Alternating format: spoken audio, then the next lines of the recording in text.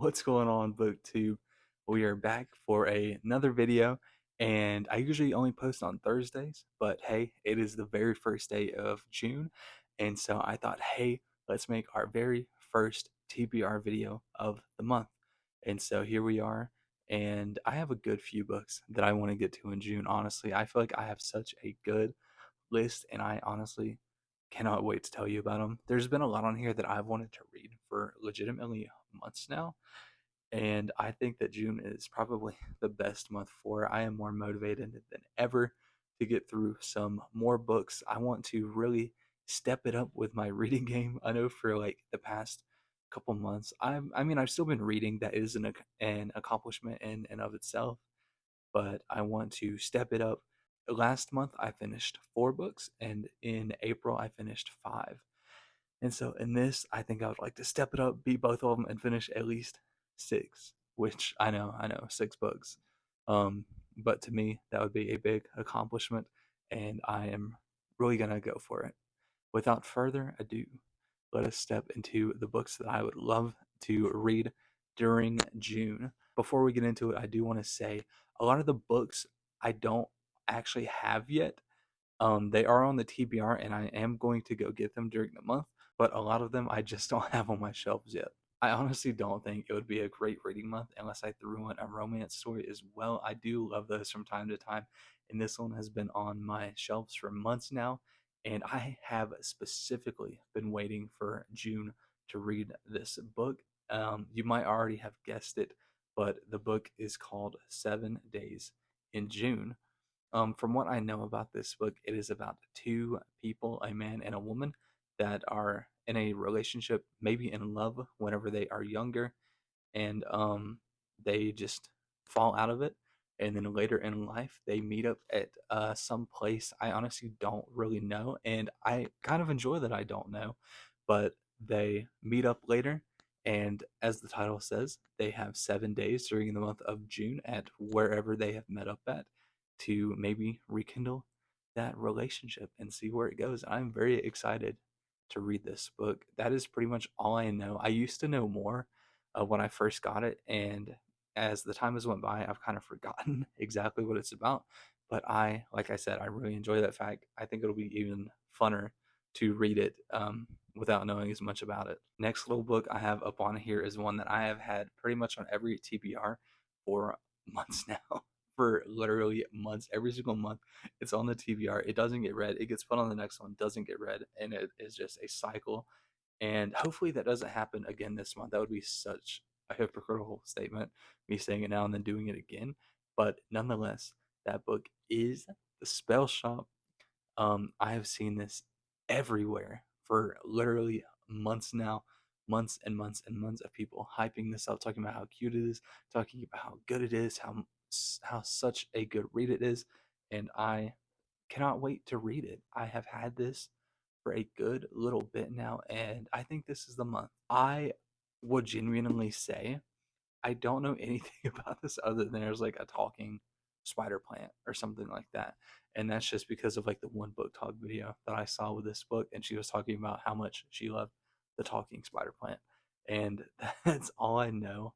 But I just get such good vibes off of this book that I already know I'll love it, and I haven't even started it yet. Like this cover is just beautiful. Like look at this.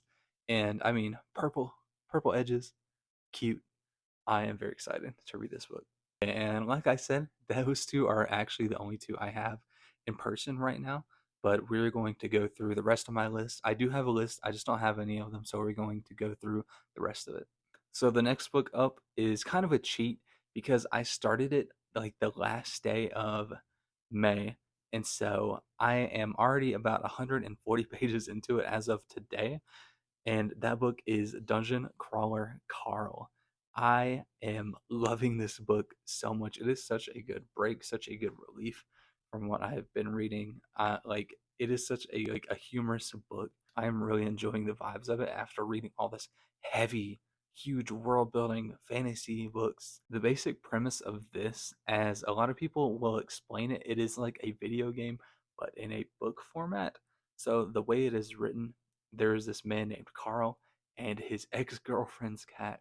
Princess Donut, which is absolutely so funny. But they are pretty much put in a reality TV show like Survivor for aliens that have taken over the Earth, and they have to survive these games. And the way the book is written is Carl is pretty much like a video game character, like an RPG character. In these games, like he levels up, gains his stats to get better, and things like this as they progress throughout the dungeons. Hence the name Dungeon Crawler Carl, and it is very fun. I honestly haven't ever read anything like this so far personally. If there are any other books that are kind of like this, let me know, because honestly, I am loving this and I would love to read anything else that has the same kind of vibe. I'm definitely going to be continuing the series. Who knows though? Like, honestly, at this point, I might just put more of the books onto the June TBR because they are all on Kindle Unlimited.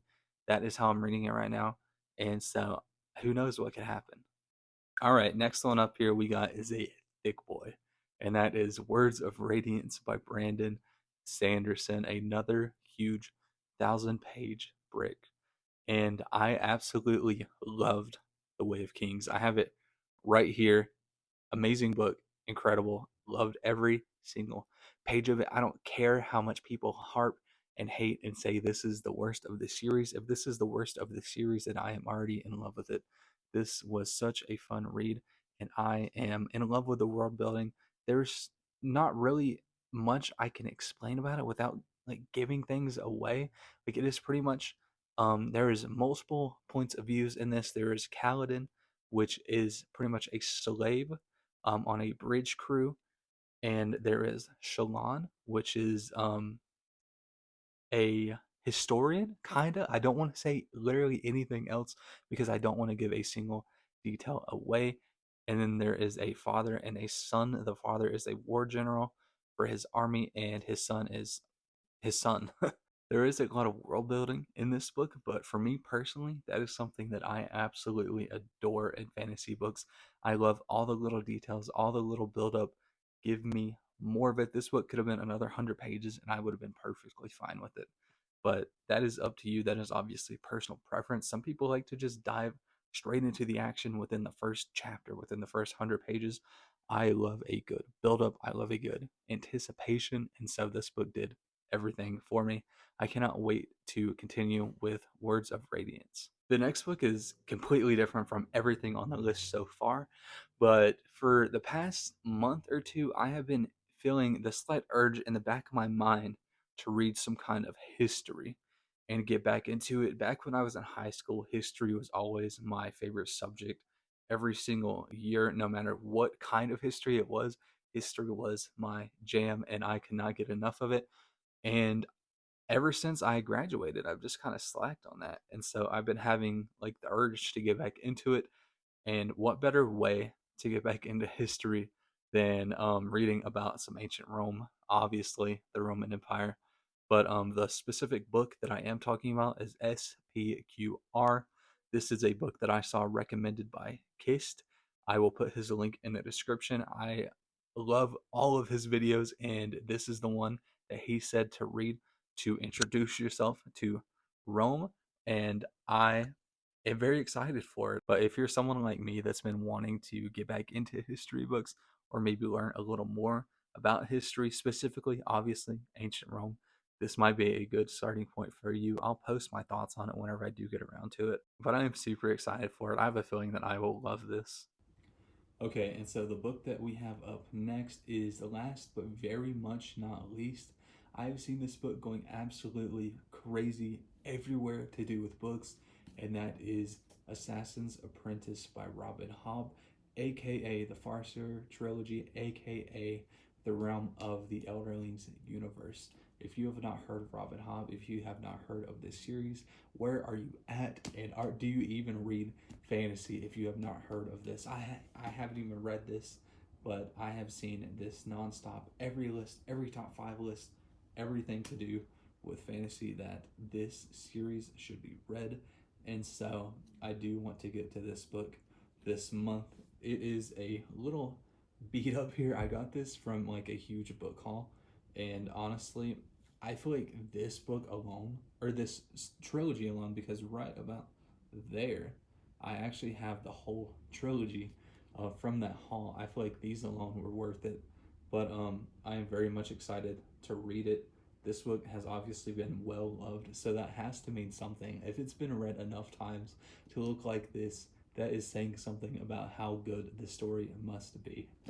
I'm very much excited to read this. I wish I could say more to you about what it's actually about, but honestly, I'm gonna be honest, I have no idea. I've seen so many people recommend it though, and seen so much praise for it that I want to read it. And for a lot of these, it's not often that I get to go into a book or a series and genuinely have no idea what is going to happen, have no like clue what the characters are gonna do, what their powers are, what the universe is even like. And so for this one, granted, as old as the series is, I think it was published in the 90s, I want to actually do that for once. I feel so privileged that I haven't spoiled myself on any of it yet. And so I think I'm just going to go into it completely blind and see what the hype is all about for it. I am super excited. Also, before we get off of here, I do want to show off this shirt that I snagged from Goodwill. It was such a good find. I was so excited to find it. But check it out. Never read alone. I know it's mirrored right now, but you get the gist. You see the little dog right there with the books. So cute. I love this shirt. It was such a great find. I was so happy. But yeah, let me know if any of these books line up with your own TBR for June. If you've read any of these, let me know what you thought about them. I'm very excited for this list. I plan to just plow through these. This seems like such a solid month of reading ahead of me, and I cannot wait. I feel like it'll be one of the best ones I've had in a very long time. I've been in a sort of slump, and I think that's why I've been reading more slowly. And I think this lineup will honestly get me out of it. This is such a great group of books I got here. But thanks for stopping by. If you made it this far, I really appreciate you watching. Make sure you leave a thumbs up on the video and subscribe. We're on the way to 700. I am beyond thankful for you all, and I hope you have a great rest of your day and your month and an incredible week of reading. I'll see y'all later.